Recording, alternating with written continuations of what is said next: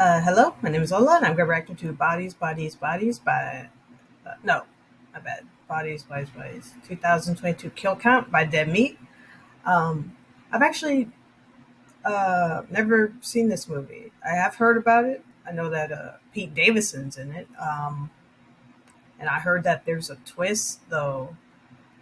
Again, I don't know. I've seen some reviews where they've said the movie wasn't all that good. But I don't know. I guess I just I don't know. Just seeing here what James' opinion is on this. Maybe that will get me to see it. I don't know. But anyway, yeah, let's check this out. And if you want to like, comment, subscribe my channel, you can. If you don't want to, that's fine too. Here we go. Welcome to the Kill Count, where we tally up the victims in all our favorite horror movies. I'm James A. Janice, and today we're looking at Bodies, released in 2022. Bodies is a horror comedy that's structured like a whodunit slasher. During a hurricane, a group of rich 20-somethings play a murder mystery game in a mansion. Before long, the bodies start dropping for realsies, leading to paranoia and the crumbling of superficial friendships. Bodies began as a spec script written by author Kristen Rupenian. You may know her from Cat Person, the 2017 New Yorker short story that went viral. A24 bought the script and hired Dutch actor-turned-director Helena Reijn, who helped guide a complete script overhaul by screenwriter Sarah DeLapp. They turned a simple slasher with an Agatha Christie story into a perfect depiction of contemporary youth culture. You could call this And Then There Were None Gen Zers, or 10 Little Zoomers, if you will. Reijn described it as Lord of the Flies meets Mean Girls. This movie is one big ol' heaping of zeitgeist. The characters speak in Twitter talk and are literally guided by their phones. But this isn't some shallow attack on Gen Z. Director Reijn sympathizes, disgusted by her own phone addiction. We laugh at how dumb these characters are, but as individuals, not as representatives. They're vapid and self-centered, and even when they do typical Gen Z things, like passionately engage in social issues, they mostly just make it about themselves. They're rich narcissists who secretly can't stand each other, and are really only interested in partying and getting fucked up. It works because the acting and writing feel so damn real. The talented cast consists of zillennial models, comedians, and a Harvard graduate. Oh, and Lee Pace, who is always awesome. Every character is fully realized. Every line and action shows who they are and what they mean to each other. Bodies is also a technical delight, with amazing sound design, creative lighting, and a killer soundtrack full of bass-heavy hyperpop. But above all else, Bodies is fucking hilarious. There are so many funny lines and moments, this kill count can't even begin to include them all. He's a Libra moon, that says a lot! This is one of my top 3 horror films in the most stacked year of the genre I can think of. Definitely watch it for yourself, especially for the mystery element. Then you can come back and watch this kill count and our podcast episode, where Chelsea and I go over why this movie is even funnier in hindsight. You can watch that podcast on the channel or listen to it on some Raycons, who just so happen to be today's sponsor. Raycons provide... Wait, what does that say? Oh, hell no! Like, I can't do very many. Soren! Like, I'm bad at most You of son them. of a bitch! No! God! I read the sponsor script, you bastard! You've been a con man this whole time! James, he's a Raycon man! Look at him! Oh. Shit, yeah. I guess that would make more sense for a sponsor segment, huh? And it would explain that kit full of Raycon wireless earbuds, headphones, and speakers I found. I just wanted to be prepared for the holiday season. Well, damn, man. With their premium sound quality, comfortable fit, and up to 54 hours of battery life, those will make a really good gift. I know. I've been stocking up thanks to Raycon's countdown to Christmas, where there's a new deal every day. He even got you these everyday headphones to listen to while you work on the kill count. Aw, these are great. Well, clearly this is just one big misunderstanding. I'm sorry about that, bud. James, he's dying! Yeah. Oh, I'm gonna go try these out. Oh, wow, he even knew I'd like them in the black colorway. Great. Hang in there, Soren! Chelsea, at my house, I have fitness, gaming, and everyday earbuds for the team. Make sure they get...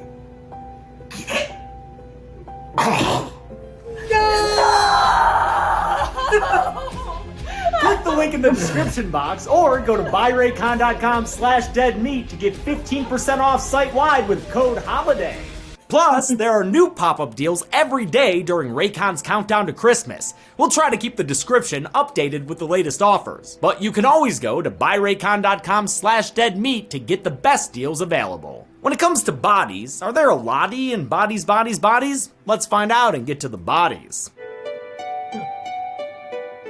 The movie begins with a sloppy sapphic smoochin' sesh, and it lasts for over a minute, legit. Sophie and her new girlfriend B are driving together to the Overlook Hotel. To her friend David's house. David's rich-ass house, holy shit. Yeah, this mansion's big enough to give B pause. She returns to the car to put on a little extra makeup. There, that ought to help fade away the shakeup. Sophie's old chums have gathered here for a hurricane party, though Sophie's presence was not part of the forecast. What is she doing here? I don't know. She's been MIA from this SNL friend group thanks to a recent stint in rehab. I can't believe you're here. Like, last time I saw you were coked out on the subway, hissing on the floor like a little hyena. But now Sophie's sober, and with B, who is literally the fish out of water with these clearly popular cool kids. B tries to fit in with some homemade zucchini bread. Yum. But zucchini ain't gonna cut it, girl. Look at this Greg guy. He's popping bottles with swords and shit. The working class B is a nice audience surrogate as an outsider to this toxic friend group. She's also literally an outsider, since she's possibly an emigrant from an undisclosed country. She's perfectly cast with Maria Bakalova, the young Bulgarian actor whose standout performance in the Borat sequel got her the rare Oscar nom for a comedy. As they toast outside, the hurricane begins. For those of us who don't live with this particular natural disaster, hurricane parties are a common way to ride out the rain. You get to hang out with friends and family and find safety in numbers. Of course, most hurricane parties don't take place in fucking mansions. For these rich kids, it's an opportunity to film TikToks and have a good time, dancing like it's the night before battle in Zion. They couldn't care less about the actual toll this disaster can take on other people. Can you turn it off? It's bumming me out. Sophie's opting out of the substances, determined to stay sober. She's here to see her childhood friend David, played by professional babe dater Pete Davidson. I know a lot of people hate Davidson, but I don't know, he seems alright to me. I'm playing David. He's kind of a dick, so it's a really big stretch for me. Lead makeup artist Sarah Grallman covered up Davidson's extensive tattoos with a high-performance airbrush foundation. David comes from old money, a lot of it, so his family is probably traditional. Davidson's kind of ink wouldn't fly. Sophie's friends get to know the humble bee a bit. She's an immigrant, but not from Moscow or Kazakhstan. She's only been with Sophie for 6 weeks, and despite not normally drinking, she's willing to imbibe for the sake of fitting in, a central theme to the film. Let's go! Oh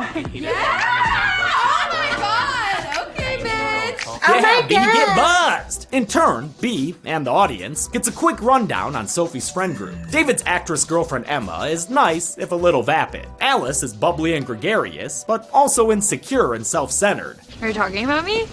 She's brought along her No, older stupid. boyfriend Greg, a super sexy vet. David's majorly jealous of Greg, both his booze bottle popping and his hot body rocking. Like, I feel like I'm more attractive than that. Finally, there's Sophie's confrontational ex-girlfriend Jordan, who warns B to stay wary of her new lover. The party gets going with substances and sweat aplenty. This is a damn hormone hurricane. It gets so hot and heavy, Sophie cools things down with a suggestion. Who wants to play bodies, bodies, bodies? Oh, fuck. Holy shit, I love Alice in the background screaming yes! The titular parlor game Chill. finds the Oh my group God. trying to suss out a secret killer who tries to take out the other players between rounds. It's your basic secret identity game that's been around long before Among Us. Oh, Some people call werewolf. it werewolf, some people Yeah. call it mafia, we call it moordenaartje, which is a Dutch word. The premise of the game also ties into the movie's theme of needing to belong. Before they can begin, they have a round of slap-a-shots. B's not that into it, no matter how slappable David's face is. He shows her how it's done with a schoolyard sucker punch to Greg. Luckily, Damn. Greg's a grown-ass man who often meditates. So without saying a word, he takes a shot and removes himself from the situation. He ain't looking to Marmaduke it out with David. When it came to those slaps, the actors wanted to do them for real. They did, but the real slaps didn't make it into the movie. And they said that the real smack didn't look like a real smack. Yeah. They said it seemed weak in comparison. Yeah. What did make the cut is the real punch Pace asked Davidson to deliver. We heard that crack. Yeah, that was... On Lee's Really? stunning face. I was asking for it, and and I really enjoyed it. After finishing their Paul Newman film of a warm-up, they turn out the lights and get all Bray Wyatt up in this bitch. With the game underway, B crawls around, scaring Alice and getting spooked by Greg. This mansion would be a blast to play a game like this in. Sounds like it was also a great shooting location. Production designer April Lasky found this empty mansion in Hudson Valley, specifically Chappaqua, an enclave so exclusive and rich the freaking Clintons live there. Almost the entire movie was filmed on the property of this 20,000 square foot Georgian stone manor named Rosewood. Its remote location proved perfect for quarantining the cast and crew during the COVID production. You can still find this place's listing when it was going for $7 million. But why is that pool so far away from the house? Gotta take a golf cart to go swimming. Eventually, someone remembers the name of this movie. Greg has been found dead on the floor, and in most horror movies, this is where the killing would start. It'd be revealed that Greg was actually dead, and chaos would ensue. But right as the group and the audience starts to think that's the case, David brings the pie maker back to life with a frosty beer sack tap. Accusations start flying, like they do in secret identity games, and a real argument breaks out, like they do in secret identity games. David antagonizes Greg so much, he's once again forced to remove himself from the situation.